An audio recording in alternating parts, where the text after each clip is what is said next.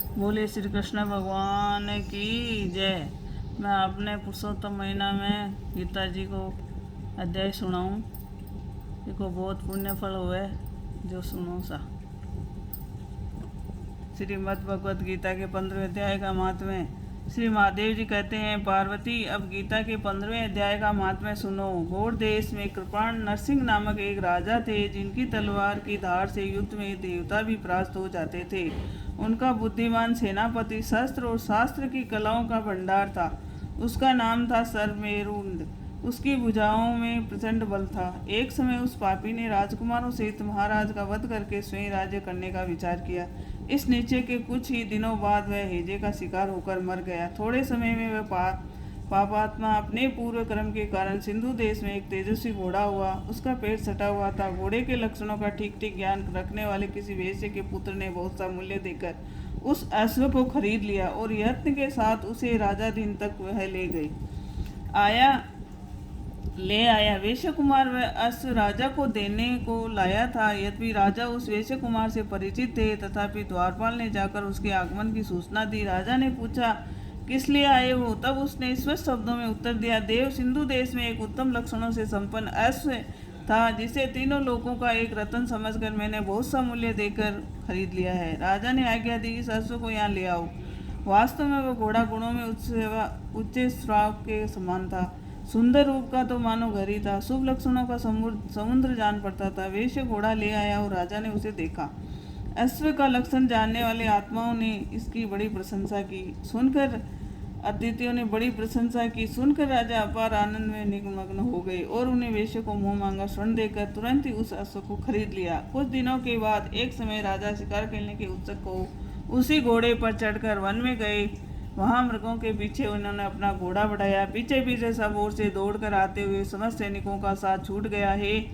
वे हिरणों द्वारा आकृष्ट होकर बहुत दूर निकल गए। प्यास ने उन्हें व्याकुल कर दिया। तब वे घोड़े से उतरकर जल की खोज करने लगे।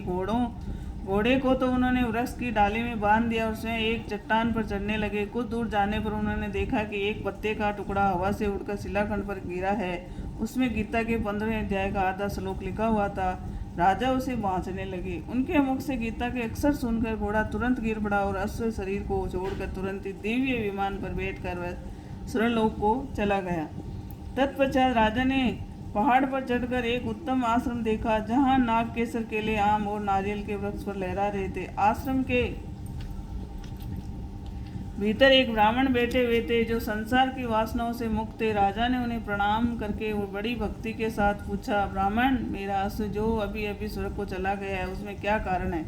राजा की बात सुनकर त्रिकालदर्शी मंत्रवेता एवं महापुरुषों में श्रेष्ठ विष्णु शर्मा नामक ब्राह्मण ने कहा, राजन, पूर्व काल में तुम्हारे यहाँ जो सरमेरुंड नामक सेनापति था, वह तुम्हें पुत्रों सहित मारकर स्वयं राज्य हड़प लेने को तैयार था।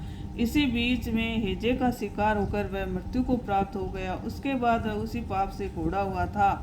यहाँ कहीं गीता के 15वें अध्याय आधा श्लोक लिखा मिल गया था, उसे ही तुम बाँचने लगे। उसी को तुम्हारे मुख से सुनकर वह अश्व स्वर्ग को प्राप्त हुआ। तदंतर राजा के पार्श्ववर्ती सैनिक उन्हें ढूंढते हुए वहां आ पहुंचे। उन सब के साथ ब्राह्मण को प्रणाम करके राजा प्रसन्नतापूर्वक वहां से चले और गीता के 15वें अध्याय के श्लोक अक्षरों से अंकित उसी पत्र को बाँच कर प्रसन्न होने लगे। उनके नेत्र से हर्ष से खिल उठे थे। घर आकर उन्होंने मंत्रियों के साथ अपने पुत्र सिंहबल को राज सिंहासन पर अभिषिक्त किया और स्वयं 15वें अध्याय के जप से विशुद्ध चित्त होकर मोक्ष प्राप्त कर लिया। बोलिए श्री कृष्ण भगवान की जय। वो तो आपने गीता का 15वां अध्याय को महात्म्य सुनायो। अब गीता को 15वां अध्याय सुनो। 15वां अध्याय। बोलिए श्री परमात्मा। ओम श्री परमात्मा नमः। ओम श्री परमात्मा नमः। उसके उपरांत श्री कृष्ण भगवान फिर बोले कि हे अर्जुन, आदि पुरुष परमेश्वर रूप मूल वाले और ब्रह्मा रूप मुख्य शाखा वाले जिस संसार रूप पीपल के वृक्ष को अविनाशी कहते हैं तथा जिसके वेद पत्ते कहे गए हैं, उस संसार रूप वृक्ष को जो पुरुष मूल सहित तत्व से जानता है, वह वेद के तात्पर्य को जानने वाला है। हे अर्जुन, उस संसार वृक्ष की तीनों गुण रूप जल के द्वारा बढ़ी हुई एवं विषय भोग रूप कोपलों वाली देव, मनुष्य और तिर्यक आदि योनि रूप शाखाएं नीचे और ऊपर सुरत फैली हुई है, तथा मनुष्य योनि में कर्मों के अनुसार बांधने वाली अहंता, ममता और वासना रूप जड़ें भी नीचे और ऊपर सभी लोकों में व्याप्त हो रही है। परंतु इस संसार वृक्ष का स्वरूप जैसा कहा है वैसा यहाँ विचार काल में नहीं पाया जाता है, क्योंकि न तो इसका आदि है और न अंत है, तथा न अच्छी प्रकार से स्थिति ही है। इसलिए इस अहंता, ममता और वासना रूप अति दृढ़ मूलों वाले संसार रूप पीपल के वृक्ष को दृढ़ वैराग्य रूप शास्त्र द्वारा काट कर उसके उपरांत उस परम पद रूप परमेश्वर को अच्छी प्रकार खोजना चाहिए, कि जिसमें गए हुए पुरुष फिर पीछे संसार में नहीं आते हैं, और जिस परमेश्वरीय पुरातन संसार वृक्ष की प्रवृत्ति विस्तार को प्राप्त हुई है, उसी आदि पुरुष नारायण के मैं शरण हूँ। इस प्रकार दृढ़ निश्चय करके नष्ट हो गया है मान और मोह जिनका, तथा जीत लिया है आसक्ति रूप दोष जिनने, और परमात्मा के स्वरूप में है निरंतर स्थिति जिनकी, तथा अच्छी प्रकार से नष्ट हो गई है कामना जिनकी, ऐसे वे सुख दुख नामक द्वंद्वों से विमुक्त हुए ज्ञानी जन उस अविनाशी परम पद को प्राप्त होते हैं। उस स्वयं प्रकाश में परम पद को न सूर्य प्रकाशित कर सकता है, न चंद्रमा और न अग्नि प्रकाशित कर सकता है, तथा जिस परम पद को प्राप्त होकर मनुष्य पीछे संसार में नहीं आते हैं, वही मेरा परम धाम है। हे अर्जुन, इस देह में ये जीव आत्मा मेरा ही सनातन अंश है, और वही इन त्रिगुणमयी माया में स्थित हुई मन सहित पांचों इंद्रियों को आकर्षण करता है। कैसे कि वायु गंध के स्थान गंध को जैसे ग्रहण करके ले जाता है, वैसे ही देहादिकों का स्वामी जीव आत्मा भी जिस पहले शरीर को त्यागता है, उनसे इन मन सहित इंद्रियों को ग्रहण करके फिर जिस शरीर को प्राप्त होता है उसमें जाता है। उस शरीर में स्थित हुआ ये जीवात्मा स्त्रोत, चक्षु और त्वचा को तथा रसना, घ्राण और मन को आश्रय करके अर्थात इन सब के सहारे से ही विषयों को सेवन करता है।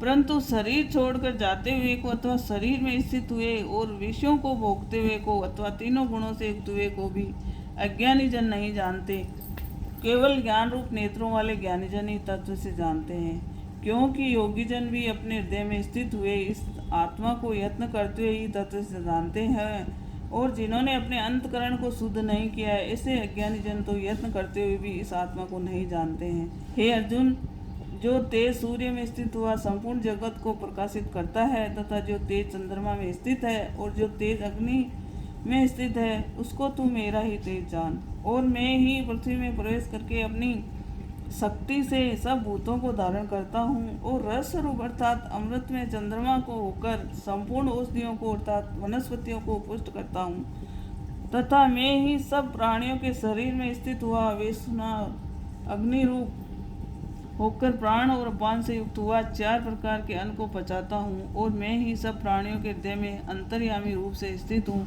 तथा मेरे से स्मृति ज्ञान उपवन होता है, और सब वेदों द्वारा मैं ही जानने के योग्य हूँ, तथा वेदांत का कर्ता और वेदों का जानने वाला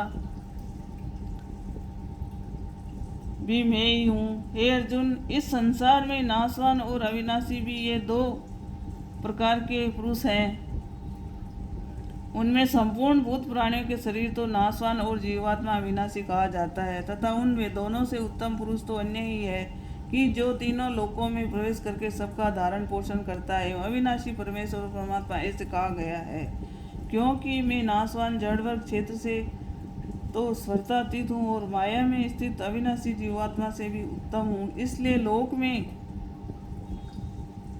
और वेद में भी पुरुषोत्तम नाम से प्रसिद्ध हूँ। हे भारत, इस प्रकार तत्व से ज्ञानी पुरुष मेरे को पुरुषोत्तम जानता है, वह सर्वज्ञ पुरुष सब प्रकार से निरंतर मुझ वासुदेव परमेश्वर को ही भजता है। हे निष्पाप अर्जुन, ऐसे ही अति रहस्ययुक्त गोपनीय शास्त्र मेरे द्वारा कहा गया, इसको तत्व से जानकर मनुष्य ज्ञानवान और कृतज्ञ हो जाता है, अर्थात उसको और कुछ भी करना शेष नहीं रहता है। बोलिए श्री कृष्ण भगवान की जय। 15वां अध्याय को समाप्त। पुरुषोत्तम महीना में 15 अध्याय रोज सुनना चाहिए, बहुत पुण्य फल हुए साहिब।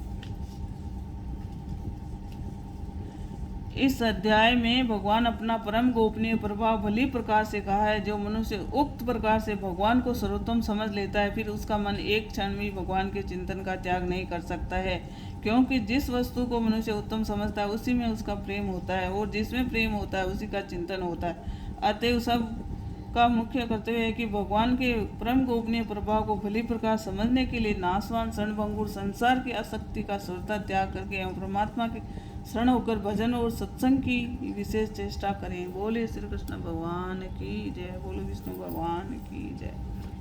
हे नाथ, मैं आपको कभी भूलूं नहीं।